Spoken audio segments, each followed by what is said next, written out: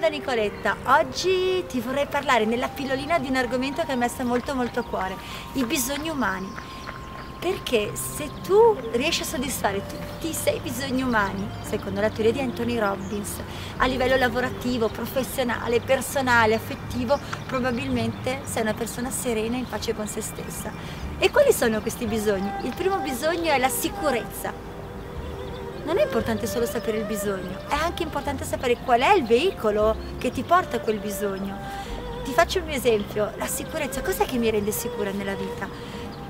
Io mi rendo sicura, le competenze che ho, le conoscenze che ho, le persone che mi stanno vicino mi fanno sentire sicura, il fatto che sento che ho una connessione molto forte con qualcosa che va oltre me stessa mi rende sicura. Ci sono persone che usano negativamente invece dei veicoli per la sicurezza. Controllo, ci sono persone che per sentirsi sicuri hanno bisogno del controllo. Il secondo bisogno cos'è? La varietà. Io adoro ciò che faccio, adoro la mia vita perché è una vita varia. Sono in giro tra il Ticino e il Veneto e non solo, e il mio veicolo per la varietà è appunto il viaggio, le conoscenze, la cultura. Ci sono persone che invece come veicolo negativo la varietà, per arrivare alla varietà utilizzano ad esempio le droghe o comunque lo sballo. Cos'è che ti dà varietà nella vita? Il terzo bisogno è l'importanza. Cosa ti fa sentire importante?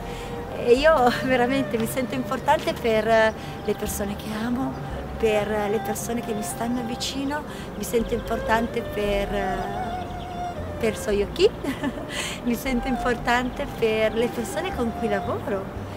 E quindi il mio veicolo per l'importanza è avere la possibilità di interagire con tante persone. Ci sono persone che si sentono importanti tramite il veicolo della depressione. L'essere depresse le fa sentire importanti al centro dell'attenzione.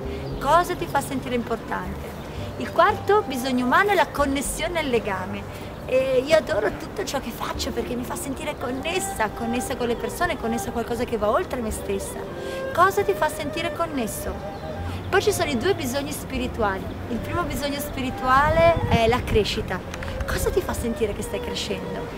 Per me la crescita è il veicolo che uso per arrivare alla crescita, è la conoscenza, il frequentare seminari, il leggere nuovi libri, il fare dei viaggi, l'entrare in relazione con persone che non conosco. Cosa ti fa crescere? E poi c'è l'ultimo bisogno umano che è il contributo, l'ultimo bisogno spirituale. Cosa stai facendo per contribuire?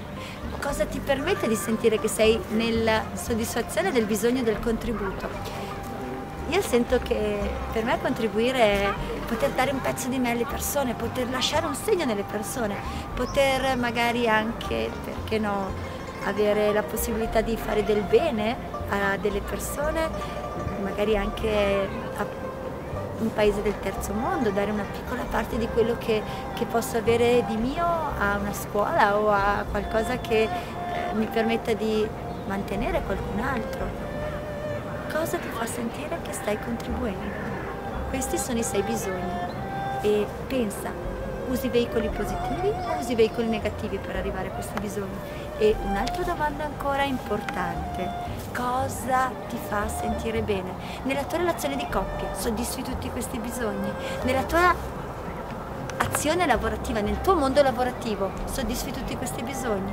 Nelle tue amicizie soddisfi questi bisogni? Se sì, stai bene, se no cosa puoi fare per migliorare? E da Lugano è tutto, da questo splendido spaccato di lago dove veramente ogni bisogno è soddisfatto perché ci si sente connessi, ci si sente in contributo, ci si sente bene. Io ti saluto, alla prossima pillolina. Vorrei ringraziare pubblicamente anche Sasha che oggi mi ha sopportato più volte perché ero un po' un diesel con un'altra pillolina. Un grazie di cuore e alla prossima. Cosa ti rende sereno nella soddisfazione di questi 6 bisogni? E da Nicoletta è tutto, con amore, con un senso estremo di connessione e con un'intensità nel cuore. Alla prossima!